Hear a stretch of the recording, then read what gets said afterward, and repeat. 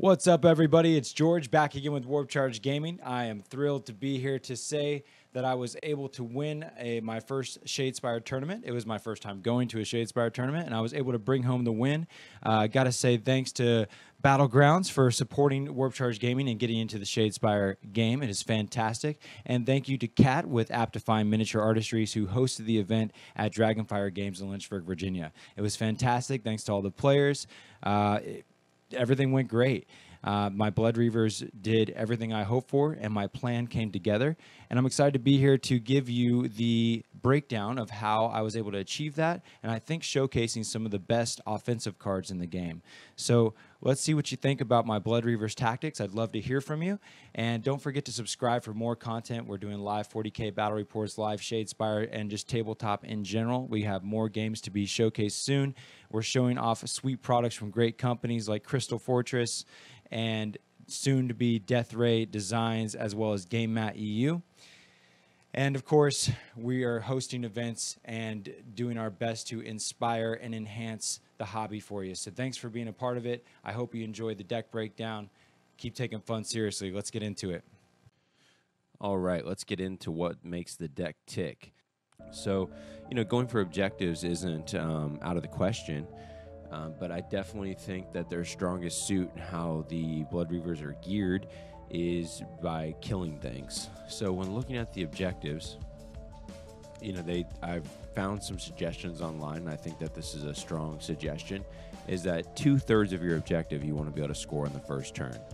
And often, I think a critical component to the skill set that comes from experience from playing the game is knowing when to discard your cards, especially on that first hand, knowing how to mulligan appropriately to draw a more significant hand for that first turn. Getting glory early is definitely an important factor for any deck to be able to move through those cards and really excel over the opponent, especially if you can do more than the opponent early, then you can get a leg up on them with your upgrades.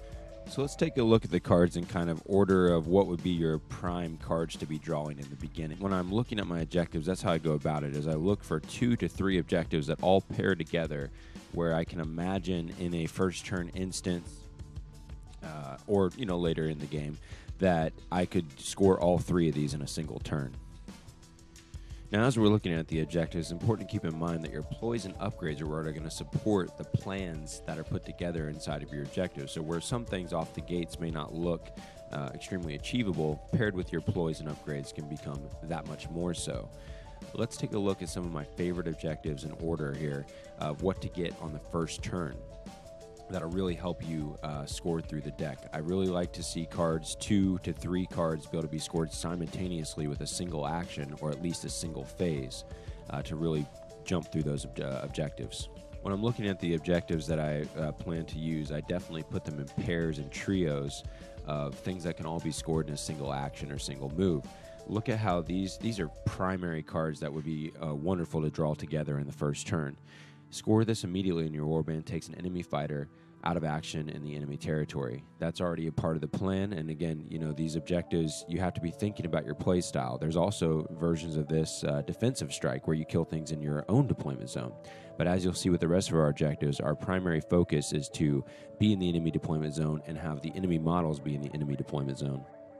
So we want to be focused on that side of the board.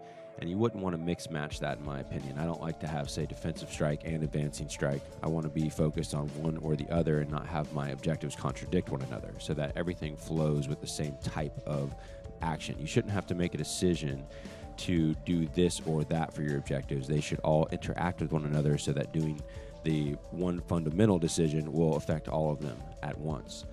So in this case, this is a great example of that.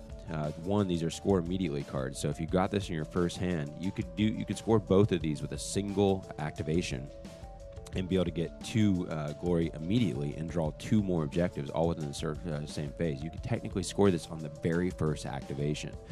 So if you were to charge into the enemy territory and then kill the model with an exact use of strength, which is quite easy really, then you would get 2 glory and get to draw 2 more cards. This is fantastic.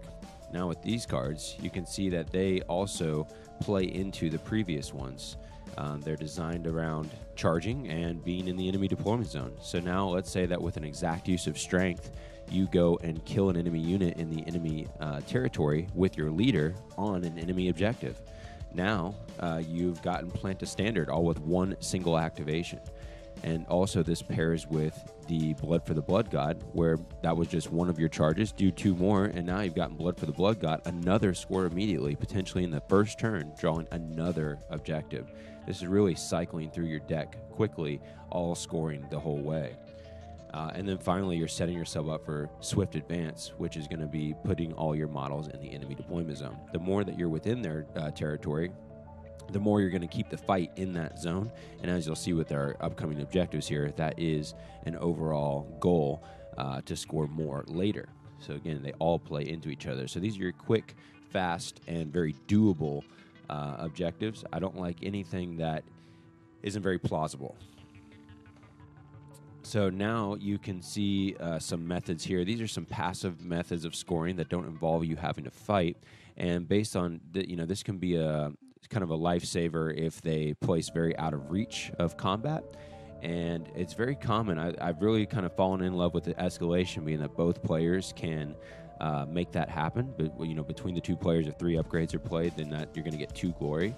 And that's actually pretty darn easy, especially with some decks that are very oriented around it.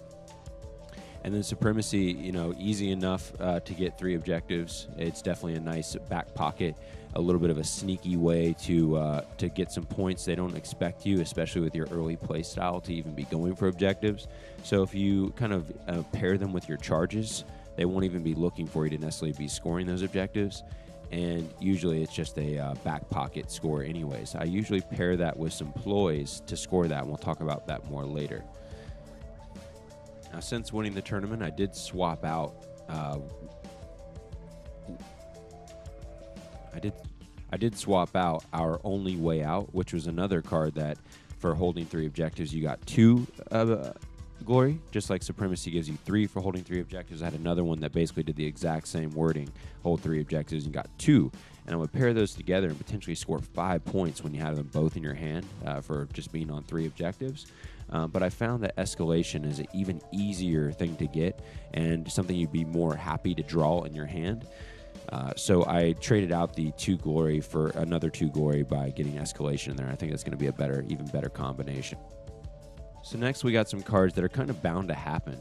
It's about the offensive nature of the Blood Reavers. Obviously, one fighter from each warband should definitely be killed, so It Begins is pretty much a no-brainer. Corn Care is not always the case, but I find myself scoring it more often than not when 5 units are dead. And it makes it just a little bit more satisfying when your own guys are dying and you're still scoring big points on it, or you happen to just really be murdering them and they only kill a couple of yours. Then that tends to get scored. So I don't dislike it. I like that it involves all the fighters, both yours and theirs. And I find it doable. It's a solid objective.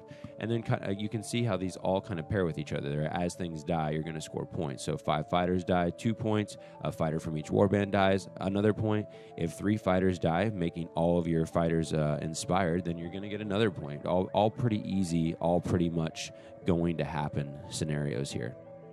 And you can, paired with your earlier things about killing things in the enemy deployment zone, about charging, your other offensive objectives tie into this very well. And now the big boom points that you score at the end of the game, I definitely usually do not discard these when they're in my hand. Maybe I'll discard Conquest, but I definitely like to keep Denial. It's one of my favorite cards to score, and I pretty much did it in every one of my games, 6 out of 7. I use it to get some points on the board, Denial that is. So, you're already pushing into their deployment zone with your Plant a Standard, getting your leader on their objective. You're charging 3 units. You're trying to get Advancing Strike, killing something in enemy deployment zone. You're trying to get things to die anyways for those last 3 objectives I showed you. So it's very offensive-based, very chargy-based. Come to them. And you're wanting to put the objectives so that they are near or in the enemy deployment zone, so that they have as little necessity as possible to come to you. If you do put one objective in your deployment zone, or two, I at least put one in the very back so that you can help avoid things like there's objectives out there where if they were to get on, if they were to take all the objectives in the enemy deployment zone, then they get 3 points. So it's nice not to make that too easy for them. And then, of course, there is cards that score all the objectives and get points. Now, we have plenty of ploys to help us push fighters away from objectives and deny points. But, you know, just some good rules of thumb. We'll talk more about placing objectives in your fighters here in a minute. But that all plays a role. Your objectives are the core to your play style of the army. Your ploys and upgrades support that. And then, of course, how you deploy, how you react inside the game is the further things that support these objectives. The more you know what's coming or what you're overall trying to achieve, the more powerful you are at using your deck. There's definitely plenty of times where you're going to need to make a decision to draw, and that draw could be crucial, game-changing draw. And knowing what cards you have that you've gone through and that you're going for is a big part of whether that'll be effective or not, or a worthy risk to take versus other actions you might choose to do.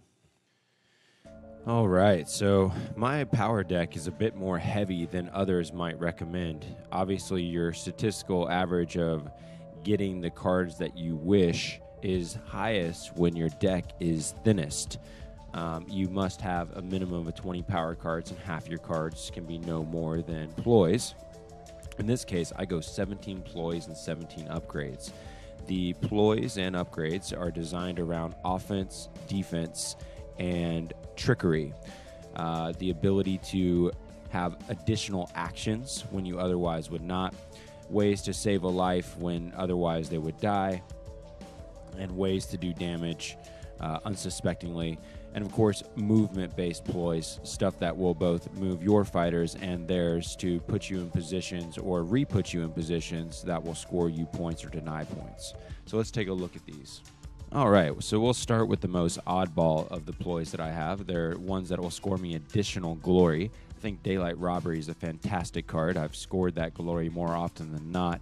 It's a pretty easy roll to make, to be honest, and definitely demoralizing to your opponent. Right when they expect to be able to benefit from a glory, you can steal it right away. And honestly, it can change the tide of a game. Games are often quite close in Shadespire, and this can be a winning card. You're often, the deck is based around killing things. There's even cards that benefit by being upgraded. I have Escalation, 3 upgrades, then get a 2 glory. So you're already going to be motivated around that. And now when you go to kill models that are upgraded, you can use Scavenge to get an additional glory. I think these additional glory points outside of your objectives are a strong play. It's increasing your ability to score, because keep in mind that you can only have 12 objectives, no more, no less. So these additional points can be a game-changing factor. Next, my favorite cards are always about the element of surprise, things that you can do that your opponent can't see that you can do. This can be game-winning, as your opponent will make moves thinking that they are safe from harm, but you actually have killing blows in your hand that can be devastating. For instance, Twist the Knife +1 damage on an attack that is successful is ridiculously good. Because that, oftentimes, like, I know that I'll put my leader up in front because he can usually withstand a blow from a single fighter, having 4 wounds. Those 4 wound models, often those leaders that are up front feeling safe, you can go in there with your 3 damage fighter and destroy them unexpectedly with dropping Twist the Knife. And that can be devastating and unexpected. And these type of demoralizing blows throw your opponent off tilt and can really start to swing the game in your favor. Speaking of swings, Mighty Swing is another type of situation just like that, where you will be able to attack multiple fighters. While they might be happy that they're well supported, all of a sudden you're taking your best fighter and swinging on all of their fighters, and you can take out multiple fighters in one go with this card unexpectedly from your opponent. It's a fantastic ploy. Here's some more tricky cards that I do believe it's extremely powerful to be able to do additional activations or actions after you have already ran out of activations on a model. Ploys override the no further actions from a model after, say, charging. These are fantastic, more ways to get more attacks and get that advantage over your opponent, and to surprise them from what they expect. For instance, kill something with fueled by slaughter and then get to fight again with another fighter. That's a big deal, getting an additional attack that you otherwise would not have, and potentially killing another model. More glory, more pain, all in a short amount of time. You drop these early in the game and you can be killing quite a bit, tabling opponents by having so much extra activation. Ready for action is another great situation. Just play an upgrade on one of your models, which ties into a lot of the other cards that we have.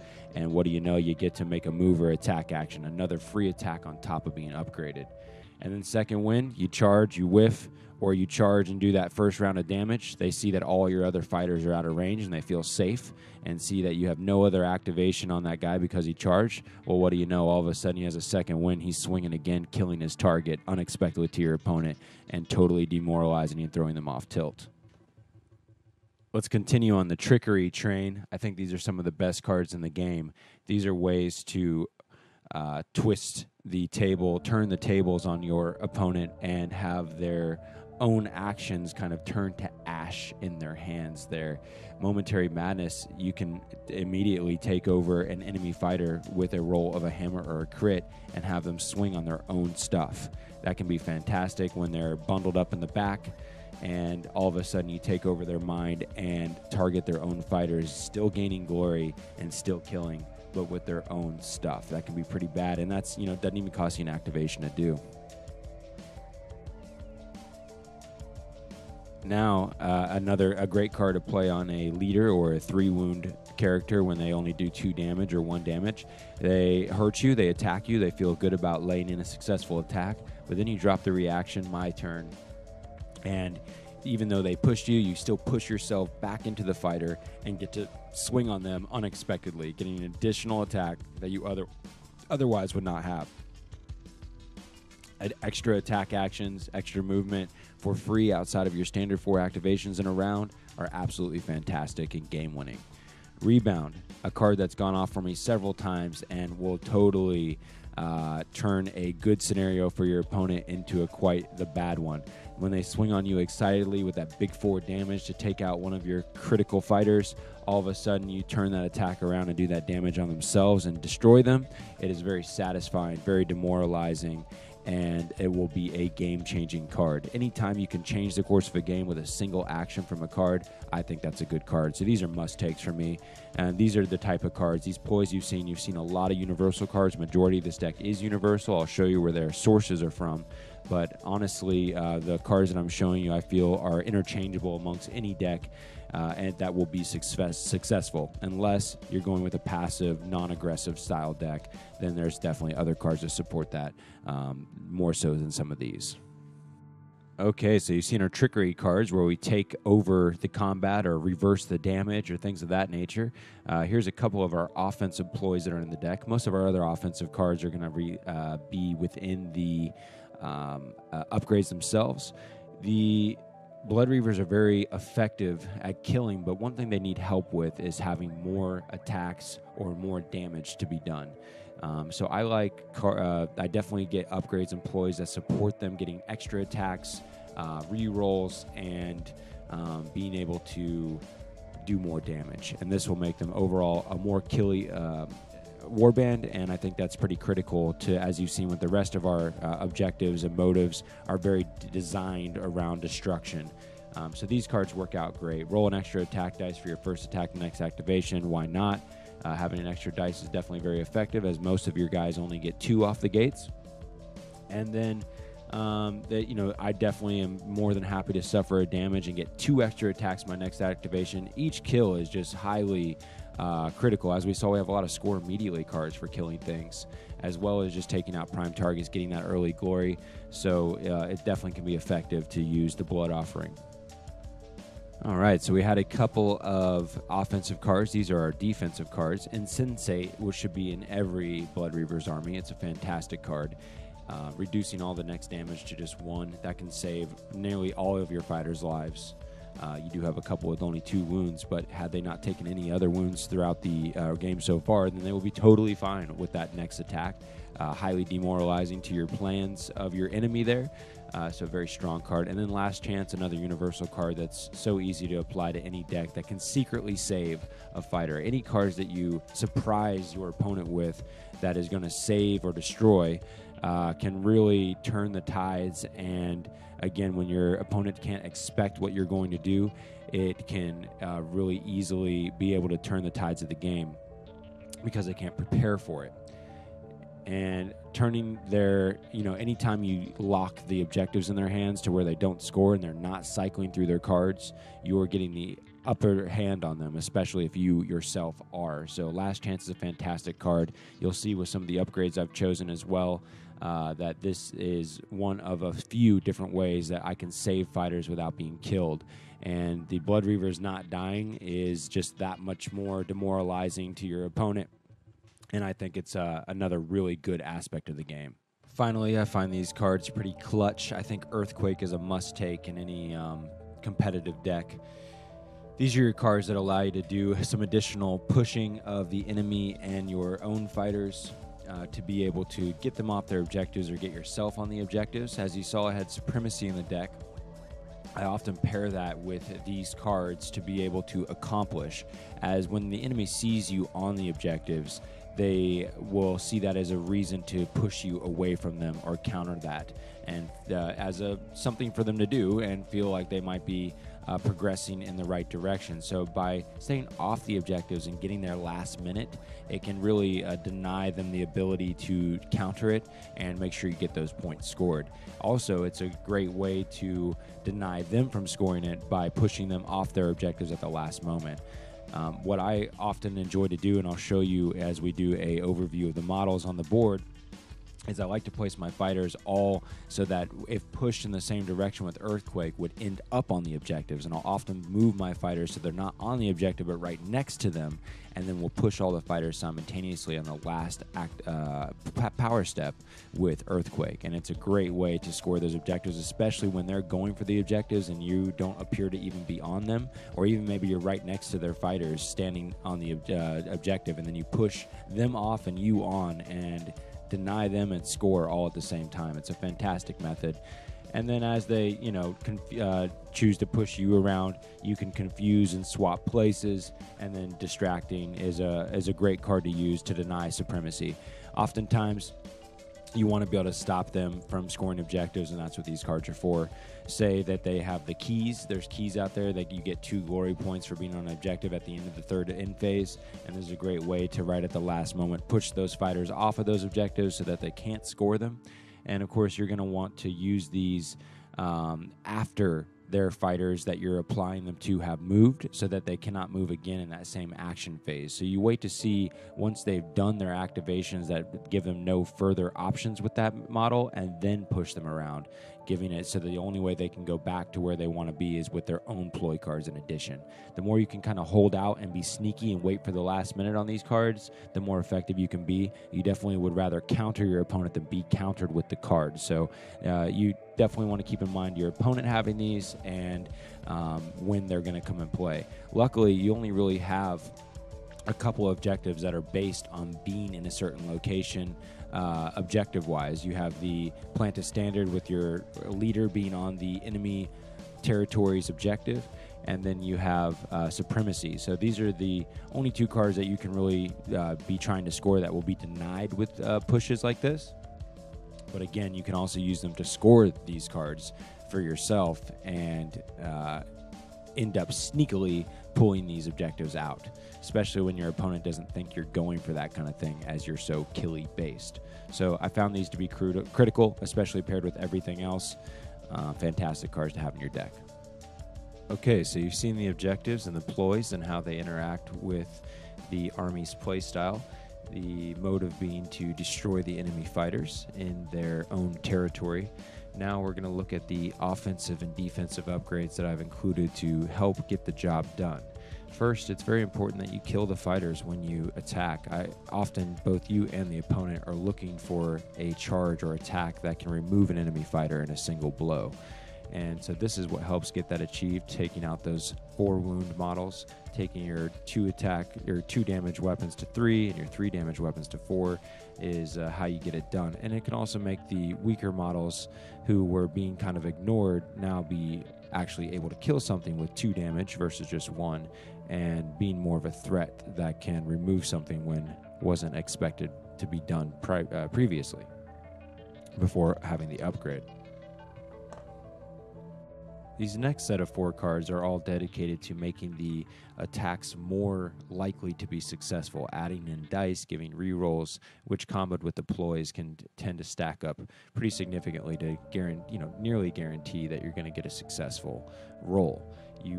If you're not successful when making these charges, you don't have a ton of wounds to withstand the blows that come back, and that's where the defensive cards that will come in next. But you need to make sure that you're successful. So re-rolling, having extra dice to roll is all very good for the Blood Reavers. Next, it's about enhancing the weaknesses of the Blood Reavers, which is particularly that they are a low wound count. This increases their defense, the amount of dice they get to roll, or for instance, Acrobat giving you a shield versus a dodge like all your fighters have. I love Deathly Fortitude. I like to charge into the middle of the enemy territory surrounded by their fighters and then give it +2 wounds and still be an easy 3-inch move or 3 hex move from where they are, when inspired, of course. And then, of course, pair that with great fortitude, and you can have a very tanky unit that cannot really be taken out. Of course, when you have +2 wounds or +1 wounds and you can't be killed in a single round of combat, the opponent tends to steer away to look for easier kills, as everyone wants to be able to gain that glory in a single swing. These are the other 2 defensive cards I have in the deck, making 8 offensive and 6 defensive upgrades. These are dedicated around not dying. They go to take a killing blow on one of your characters, and they can have a chance to survive. This is very demoralizing to the opponent, and I think these are some of the best cards in the game and belong in almost every deck. Along paired with Lost Soul, a ploy that can save a fighter unexpectedly to your enemy. Fantastic. And here's my last 3 supportive upgrades. As we were looking at those couple of ploys that gain glory, I do like Grizzly Trophy and a Destiny to Meet, another couple cards to expand your glory capacity or abilities beyond just the 12 objective cards that you're able to take. This can push you over the top and take out an opponent. Trickster's Charm there is taken out of necessity. I felt like it's something that could be extra effective and gain an unexpected, could turn the tides. It's a potentially tide-turning card. It's likely to get discarded in most instances over other upgrades that I have.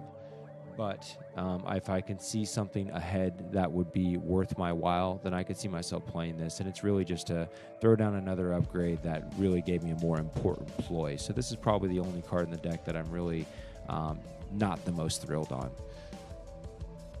If you can get that Grizzly Trophy off on a powerful fighter, that just really becomes a glory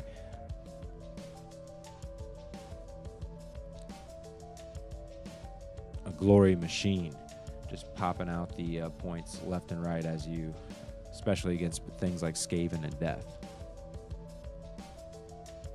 And as we can see, we have the ability to gain an additional glory if we're still alive. So you can see how these kind of pair with the defensive and offensive upgrades, as well as just the play style, because one, we're already very geared towards going to take out enemy fighters, gaining additional points, and we have a very tanky ability to keep a fighter alive, giving another point pretty easily with a Destiny to Meet. So I think these combo well with the upgrades, ploys, and the play style of the army.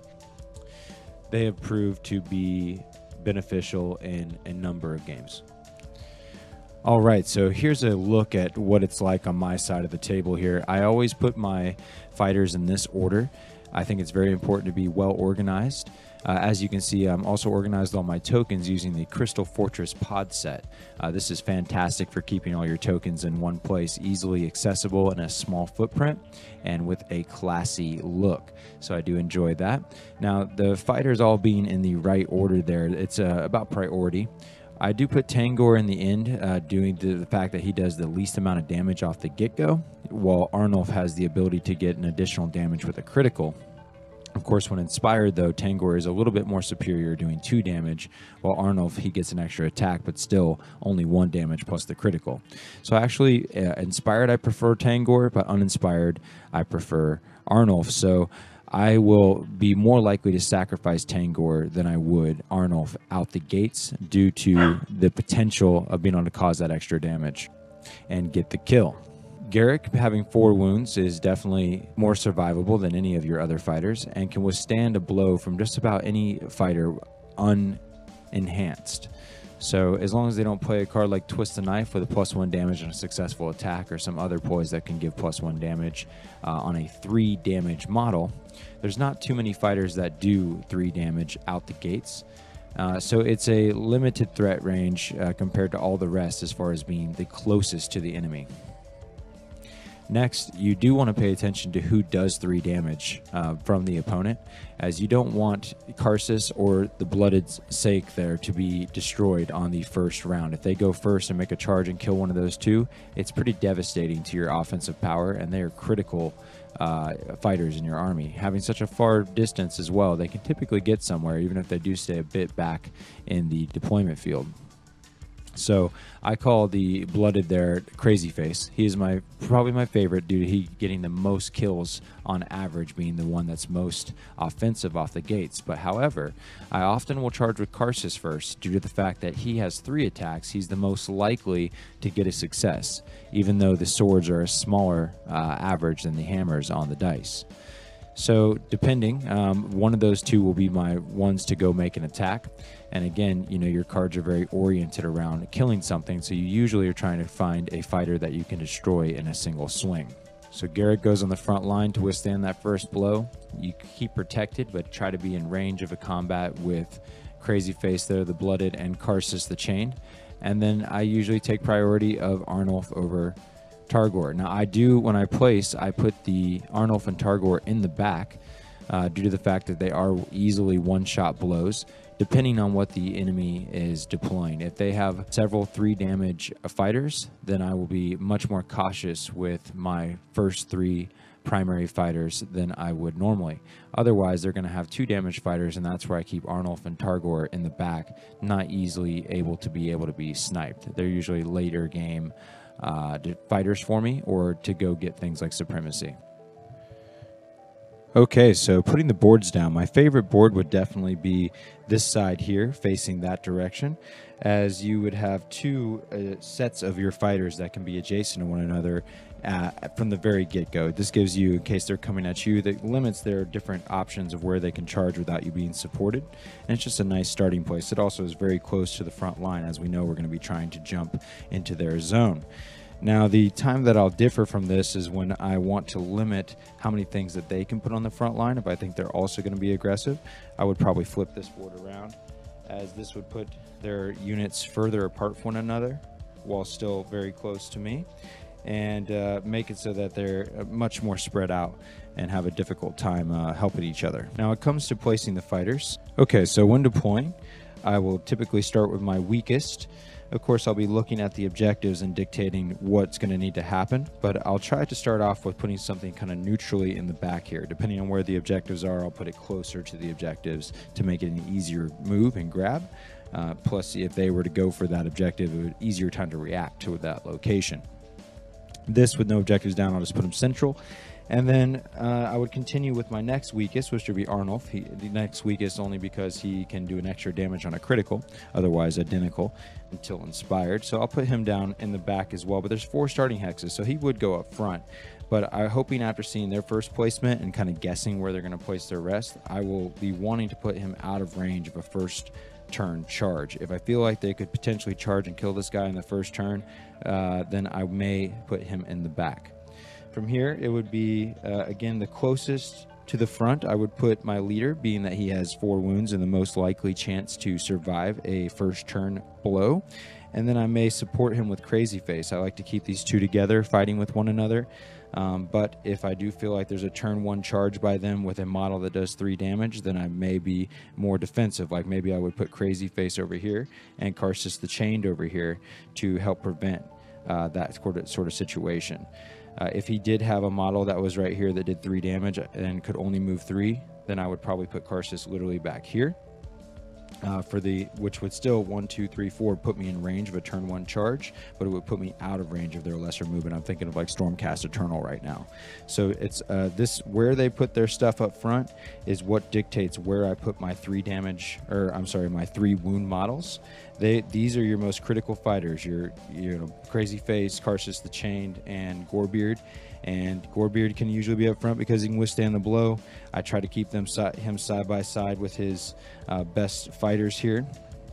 And I'll keep my 2 wound models in the back for a later game, not to give up easy glory or kills to them right out the gates. Because remember, objectives are scored by killing something with charges, killing something defensively. You don't want to give sacrificial units to them early, as that's going to give them points potentially before you and start, or at least be matching you and making it more difficult for you to get the upper hand.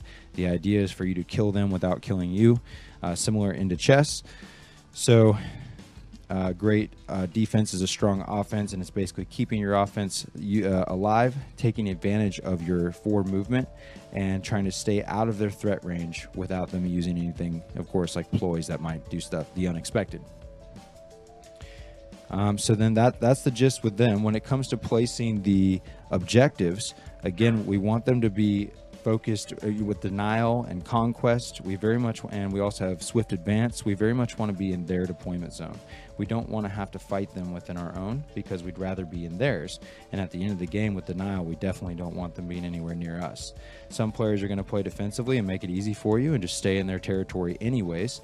But you keep that agenda, that trend going, if you will, by keeping the objectives in their deployment zone. So on the very first one, I might just put it right on the line, just so that they're close by, or I keep it in a close proximity so that if they are getting that objective, that they're within charge range. Remember, you have Blood for the Blood God needing to make 3 charges in a round, and that might need to be 2 different fighters if you kill the first one, right? And you're out of, and if sometimes they'll make it so you can kill one fighter, but you'll be out of range for another to be able to complete your 3 charges for Blood for the Blood God. So you're kind of trying to entice them in, but yet keep the objectives within their deployment zone. Also, you want them fairly nearby so that in case you get supremacy early, you can go try to make a move for it. And of course, having the objectives in their deployment zone, you can be moving on to objectives while charging. You know, having this objective right next to the starting hex, that's going to give me the option 1, 2, 3, 4 to end up on the objective and charging a starting unit. Now, typically, you have to keep in mind supremacy is in the deck, so I will try to cater to the fact that you may need to be able to score that. So I keep the objectives within striking distance. I try to put them near starting territory hexes so that you'll have the ability to easily be able to charge if they are going for those objectives. And keep in mind that typically that's what people are going to be doing. If they're offensive, then so are you, and you're going to have a bloody fight.